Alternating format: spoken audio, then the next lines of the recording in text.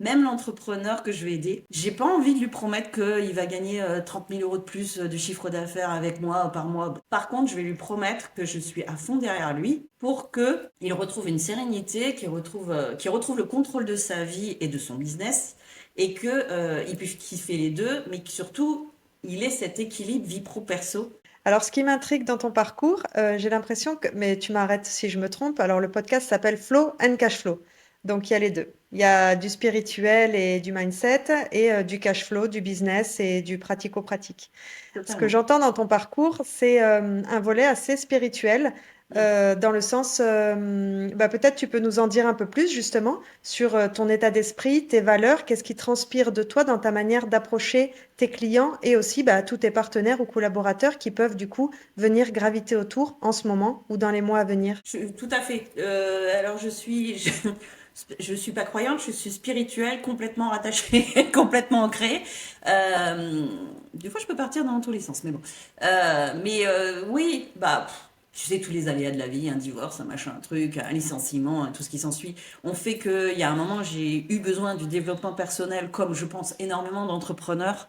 On a tous lu des livres de dev perso pour être un peu plus aligné avec qui on est réellement, arrêter d'avoir des masques, enfin, tu vois, développer vraiment notre cœur de génie et qui on est, même si ça plaît pas à tout le monde, ça plaira forcément à quelques-uns.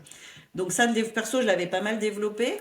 Ensuite arrive l'entrepreneuriat qui revient plus terre à terre et c'est vrai qu'à un moment, bon, il y a le cash flow, je suis d'accord avec toi que je vis pas pour la gloire, loin de là. Hein, et j'ai des prétentions de CA et d'envie de développer parce que j'ai envie de kiffer ma vie tout simplement. Mon leitmotiv à moi, c'est pas forcément d'aller créer des multinationales, même loin de là, mais c'est ma liberté financière et géographique. Ça, c'est mon Graal, si tu veux. Quand je me dis que je suis célibataire, je suis propriétaire de ma maison, quand je me dis que je suis capable de m'auto-assumer de façon toute seule, bien comme il faut, de me faire plaisir, de pouvoir voyager, ça, c'est mon Graal. Et c'est ce que j'ai travaillé pendant des années. Et j'avoue qu'après, voilà, le décès de mon neveu m'a un peu ramené sur la spiritualité parce que ça te pose juste des questions de putain, pourquoi lui, pourquoi 24 ans, pourquoi nous on est encore là. Enfin, tu vois, le sens, ça va être pompeux peut-être, mais le sens de la vie. Enfin, tu vois, le truc, je suis censée apprendre quelque chose de ce décès, à part que j'ai super mal. Voilà, il faut que j'en sorte une leçon. Quelle est la leçon en fait. Et la leçon que je ressors maintenant, hier, ça m'a fêté malheureusement 7 mois de décès. C'est que oui, la vie peut être courte. Mais je sais que ce gamin-là, en 24 ans, il a profité de sa vie à fond. Et je sais que peut-être certains, à 70 balais, ou voire plus, hein, je leur souhaite plus, vont mourir en étant passés à côté de leur vie. Et c'est ça mon leitmotiv maintenant pour tout, c'est-à-dire même l'entrepreneur que je vais aider, j'ai pas envie de lui promettre qu'il va gagner 30 000 euros de plus de chiffre d'affaires avec moi par mois. Bah, d'abord, qu'est-ce que j'en sais? Je connais pas encore le business, tu vois, donc ça serait extrapolé. Je peux pas lui promettre que je vais lui faire gagner 10 heures à sa semaine parce que je vais le déléguer de tâches. Bien sûr que je vais essayer de le faire au maximum. Par contre, je vais lui promettre que je suis à fond derrière lui pour que il retrouve une sérénité, qu'il retrouve le contrôle de sa vie et de son business et que il puisse kiffer les deux, mais que surtout il ait cet équilibre vie pro-perso et qui se frustre pas ni sur l'un ni sur l'autre. Je vois beaucoup de femmes qui soit s'auto-sabotent parce qu'elles disent ah bah non mais j'ai mes gosses donc si tu veux le business il part enfin il va commencer mais après son homme les gosses le ménage le repassage les courses et le pilate donc là on développe un business et inversement elles se font des fois happer par le business et elles sont en train de se dire mais je suis plus une bonne mère, je suis plus une bonne épouse, je suis plus une bonne amie, j'ai pas le temps de voir mes copines, je suis pas une bonne businesswoman parce que je développe pas tout ce que je pourrais faire et elles se sentent frustrées. Et de l'autre côté, tu as aussi l'entrepreneur homme, entre guillemets, mais qui, ok, il développe à fond, mais il voit tous ses potes faire pareil et divorcer les uns après les autres et il se dit, mais si c'est au prix de ma vie de famille, non, quoi, tu vois. Donc retrouver encore une fois un équilibre. Et c'est sur ça que je tends. C'est moi, je veux vraiment aider ces gens-là, les assister en disant, on se pose, t'inquiète, ça je gère, on va brainstormer ensemble et on va suivre ta ligne de conduite parce que c'est quand même son business à la base. Pardon, j'ai la cafetière. mais, euh, Mais vraiment, voilà, dans cette idée de on va kiffer notre vie ensemble. Si tu développes ton entreprise, ben, je développe la mienne en parallèle. Enfin, tu vois, c'est vraiment de l'entraide. Mais dans une idée de finir en se disant le jour où on sera à la retraite tous les deux en train de se dire on a fait un truc bien et regarde, notre vie, elle est bien, quoi. Tu vois, c'est ça. Donc, il y a Oh du bah super. spirituel. Il n'y a pas que du business. Bah super. Et qu'est-ce que tu mets en œuvre toi? C'est ça qui vient me chercher là comme question. C'est qu'est-ce que tu mets en œuvre toi avec les entrepreneurs que tu accompagnes concrètement pour pouvoir clarifier les choses? Parce que parfois, faire par exemple un peu le bilan et se rendre Mhm. compte, comme tu dis, en brainstormant que bah voilà, il y a des pans de la vie qui ont été oubliés, il y a des priorités qui ont été mises malgré soi souvent sur bah, des domaines de notre vie et pas les autres. Par quoi tu commences toi quand tu commences à brainstormer avec quelqu'un justement pour se dire ok par quel bout on prend la chose? Parce que parfois j'ai l'impression qu'on peut pas trop identifier quand on est la tête dans le guidon, identifier la source un petit peu des choses. Alors, qu'est-ce que tu vas poser toi comme question? Est-ce que tu as des outils? Est-ce que tu as des pratiques peut-être ou des habitudes ou des exercices qui permettent justement un petit peu de clarifier vraiment aux prémices de ce brainstorming? Des outils, j'en ai, mais je fais beaucoup feeling, c'est bête de dire ça, mais ça va démarrer de toute façon par un audit avec la personne et on va faire le tour en 360 de son écosystème. Qu'est-ce qu'il utilise, qu'est-ce qu'il veut développer? D'abord, on commence par qui est ton client, à qui tu parles, qu'est-ce que tu veux lui promettre, enfin, voilà, quelle est ton action, quelle est la transformation que ton client a derrière. Est-ce que cette transformation, le client, il en est conscient? Est-ce que déjà, en général, il l'est parce que c'est quand même des entrepreneurs qui commencent à bien booster, ce qui veut dire que la première étape de faire comprendre leur offre, c'est fait, puisqu'elle est achetée. Mais après, du coup, c'est voilà. D'abord, tu as combien d'outils? Parce que souvent, on démarre tous avec ah oui, super, je vais faire ça. Il me faut mon Notion. Alors, je prends mon Notion. Après, je vais faire une formation en ligne. Allez, je prends mon système IO. Je mets là. Après, bon, je vais faire une campagne d'emailing. Ah, je rajoute Active Campaign. Et puis, je fais l'emailing là. Et puis, ça. Et puis, je vais rajouter ça. Et en même temps, je vais aller chercher mes leads à tel endroit. Et tu te retrouves avec un panel d'outils. Mais au bout d'un moment, tu es en train de se dire, putain, il faut que j'aille faire un copier-coller de ce listing-là pour aller l'intégrer là, pour aller faire ceci, pour aller faire ça. Et tu deviens esclave de ta propre machine, entre guillemets. Donc c'est vraiment déjà ça, parce que moi, c'est mon cœur de métier, c'est vraiment structuration, organisation, automatisation. C'est aller regarder les outils que tu as, se dire, ok, alors déjà peut-être ça, je pourrais te l'annuler parce qu'on pourrait tout recentrer à un endroit. Ça c'est pas, enfin, il faut le faire, mais c'est chiant, on va l'automatiser. Et après faire le point, si tu veux, combien de temps tu utilises sur ces différentes tâches? Est-ce que c'est rentable pour toi? Est-ce que, tu sais, on parle toujours du 80-20, mais voilà, est-ce que tu développes plein d'offres et puis au final, t'en as que deux qui sont vendus? Dans ce cas-là, pourquoi continuer à travailler les autres? Enfin, tu vois, essayer de recentrer aussi le cœur de métier parce qu'on a tous envie de présenter 40 000 trucs. Mais qui sont pas forcément rentables et qui sont par contre chronophages. Donc vraiment, c'est faire le point. Est-ce que ça c'est vraiment utile? Et ce regard extérieur, comme tu l'as dit toi-même, quand on a créé soi-même son écosystème, on n'est plus forcément foncièrement conscient que ça peut être éliminé, ça peut être réglé, ça peut être rangé, ça peut être automatisé. Tu sais, comme même quand tu fais du rédactionnel, hein, souvent tu vas créer une newsletter, tu as intérêt à revenir le lendemain pour regarder parce que c'est bourré de fautes, mais le jour même, tu peux plus les voir. T'es trop dans ton action. Et l'œil extérieur est très intéressant. Et quand on a fait ce constat, je suis d'accord avec toi, on priorise. Voilà. Qu'est-ce qui est urgent, qu'est-ce qui va brûler, on peut gérer ça beaucoup plus tard, et puis on commence à faire un planning, une roadmap, comme on dit, des actions qui vont être en cours sur les 3 prochains mois, sur les choses les plus urgentes. Et puis petit à petit, on fait évoluer. Et mon idée, c'est voilà, de transformer un chaos en business bien huilé, avec l'idée que l'entrepreneur peut partir en vacances, le truc il roule, il tourne tout seul, tu vois. Donc la dernière fois, je regardais encore une interview du patron de Odoo, un Belge, il disait, j'ai travaillé 7 ans non-stop, sans vacances, mais même sans week-end. Il travaille aussi le week-end. Il dit, je comptais même plus mes heures, au moins 10-15 heures, jusqu'à ce que sa femme, elle en puisse plus et qu'elle lui a collé 3 semaines de vacances en Mongolie. Donc, avec zéro internet et tout ce que tu veux.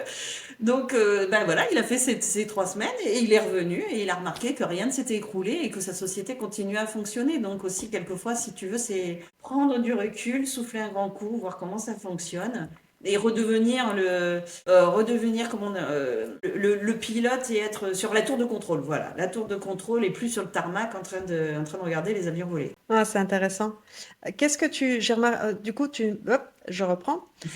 Tu me disais tout à l'heure que du coup, tu avais une carrière d'assistante médicale. Mm. En quoi, de ton point de vue, comment dire, comment est-ce que tu arrives à alchimiser cette carrière-là avec tes bagages actuels? Et parce que moi, je vois que c'est une singularité, ce type de parcours. Et c'est justement des parcours qui, de mon point de vue, sont hyper intéressants parce que du coup, c'est des tranches de vie où on a été complètement en immersion avec les dirigeants au quotidien. Et du coup, quelle essence, toi, tu en retires de ce parcours-là et que tu peux implémenter, du coup, dans tes accompagnements aujourd'hui? C'est quoi la force que tu en retires de ça? La force, c'est d'avoir déjà, moi, j'ai toujours eu besoin d'avoir une vision 360 des choses. Même quand j'étais secrétaire médicale, et entre autres, par exemple, pour programmer des hospitalisations, pour expliquer au patient ce qu'il allait avoir en salle de bloc, je suis descendue en salle de bloc et j'ai suivi une opération. Parce que pour moi, c'était quand même beaucoup plus simple de lui expliquer si moi je l'avais vu moi-même. Anecdote bête, mais on pèle dans une salle une salle d'opération est très froide parce qu'il faut refroidir les machines. Bon, voilà. Après, vous pourrez appréhender que, oui, vous arrivez en tenue de bloc, donc pas très très chaud, et vous allez vous geler. Donc, voilà, tu vois, c'est. Mais les préparer et tout, et leur faire vivre l'expérience avant qu'ils aient l'expérience. Comme ça, tu dédramatises un peu. Moi, il fallait que je comprenne tout l'écosystème. J'ai travaillé après avec des urologues, et l'urologie, c'est assez complexe parce qu'il y a quand même plusieurs organes associés. Et j'avais besoin de savoir ce que c'était la sonde du machin, où est-ce qu'elle se trouve et comment on va la mettre et comment on la retire. Voilà, tu vois, parce que c'est comme ça que je fonctionne. Moi, il faut que je te l'ai dit, hein, je suis chimiste, après j'étais commerciale, après j'étais administrative. Donc j'ai ce cerveau à tiroir où si j'ai pas compris les tenants aboutissants de tout, j'ai du mal à te le ressortir et surtout j'ai du mal à l'implémenter derrière. Donc c'est comme ça. Mon passé de secrétaire médical, j'ai réussi dans les cabinets où j'étais, surtout en cardiologie, à finir avec un concept de une secrétaire, un médecin. Donc j'étais vraiment son assistante de direction du médecin, à vraiment gérer tout son écosystème. Je savais exactement comment il voulait tourner les phrases, comment il tournait les courriers, comment il tournait les ordonnances. Et j'avais vraiment un check final avec lui pour valider 2, 3 trucs, mais il y en a beaucoup, je faisais tout toute seule, quoi. Et lui, c'était focus, c'est patient, c'est patient, c'est patient. Il savait que le reste, le reste, ça se gère, tu vois. Je l'avais aussi avec mon client, mon ancien client sur les e-boutiques, où j'adorais quand on faisait réunion avec ceux qui s'occupaient des publicités Google et qui disaient ça tu vois avec Alex, c'est elle qui gère, moi je sais même pas, hein, tu vois, c'était le truc. Donc voilà, ce côté décharge mentale, et non, c'est pour ça que j'ai voulu passer au BM, entre guillemets, non plus assistante, même si franchement, des assistantes digitales, il y a des perles et qui font vraiment le même boulot. C'était, entre guillemets, tu ne me décharges plus des tâches, tu me décharges des responsabilités. Dis-moi ce que tu veux décharger, on va dire, comme Paul, et t'inquiète, moi je vais le faire. Je vais aller chercher mes tenants et aboutissants. J'attends pas que tu me dises, alors je veux que tu fasses ça, et puis je veux que tu fasses ça, et puis je veux que tu fasses ça, quoi. Tu vois, je suis plus salarié. Je suis entrepreneur qui travaille avec un entrepreneur. Comment tu faisais d'ailleurs quand tu étais secrétaire médicale? Ça me fait penser, tu sais, aux entrepreneurs qui font beaucoup de B2C. Mhm. Par exemple, des personnes qui vont faire des massages ou qui vont faire les ongles ou qui vont faire vraiment des prestations digitales avec pléthore de personnes. Comment tu faisais par rapport à ton énergie, par rapport à ta disponibilité, parce que du coup, tu devais être en lien avec beaucoup, beaucoup de personnes dans la journée. Et je me suis toujours dit que c'était un métier hyper, pour moi en tout cas, qui m'apparaît très, très complexe d'avoir à rencontrer des personnes au fur et à mesure de la journée. Et du coup, quelles habitudes, quelle hygiène tu as mis toi en place. Peut-être maintenant, c'est des automatismes pour Ouais. justement être en lien avec toutes ces personnes dans la journée et ne pas baisser ta vibration et ton énergie. Ben alors déjà, niveau boulot, c'est vrai que secrétaire médicale, on te dit, oui, elle répond au téléphone, elle file des numéros, des rendez-vous, pas que, quoi, loin de là, tu vois. Et parce que simplement, bah, tu es en train de gérer le courrier d'un patient qui vient de passer avec ton médecin, tu as le médecin qui passe derrière, qui t'envoie une information, il est déjà reparti, donc tu as intérêt à t'as intérêt à avoir les oreilles, si tu veux, qui, hop, capte ce qu'il vient de dire et de le mettre. Et tu prends le téléphone et tu as un autre patient qui te parle d'une autre problématique. Du coup, tu vois, c'est clac, clac, tiroir, tiroir, et limite, tu es en train de gérer trois quatre trucs en même temps. Donc à un moment, tu te dis juste, à cinq six ça commence à être plus compliqué, mais trois quatre en même temps, tu sais faire. Après, énergie, bah, bien sûr que j'étais face à des patients avec des cancers, avec des problèmes cardiaques importants et tout, donc avec une certaine détresse. Mais déjà, moi, je me suis toujours dit, moi, je fais pas le médical. C'est pas moi qui vais leur faire le diagnostic. Il y a quelques petites notions quand même, mais c'est pas mon job. Par contre, si le patient il arrive, qu'en plus je tire la gueule, alors que lui il a un cancer, que je tire la gueule, le machin. Enfin, j'ai dit, moi, je peux être sa bouffée d'oxygène et le fait que il n'a pas le choix, il doit venir dans le cabinet.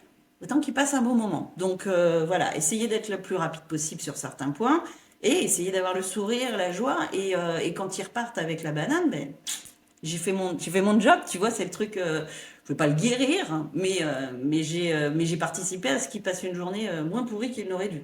Et après ça, en toute objectivité, ça m'a jamais été très valorisé vis-à-vis de mes collègues. Tu vois, j'ai toujours eu des soucis avec mes collègues parce que moi, je dis toujours, faut avoir la ref.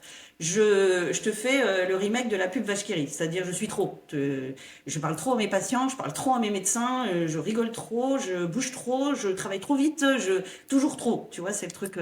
Mais en même temps, c'est comme je suis, tu vois. Donc c'est pour ça qu'à un terme, j'ai dit, j'ai jamais d'ailleurs su travailler que pour un salaire. C'était bien le salaire à la fin du mois, mais il fallait que émotionnellement et intellectuellement, je me nourrisse.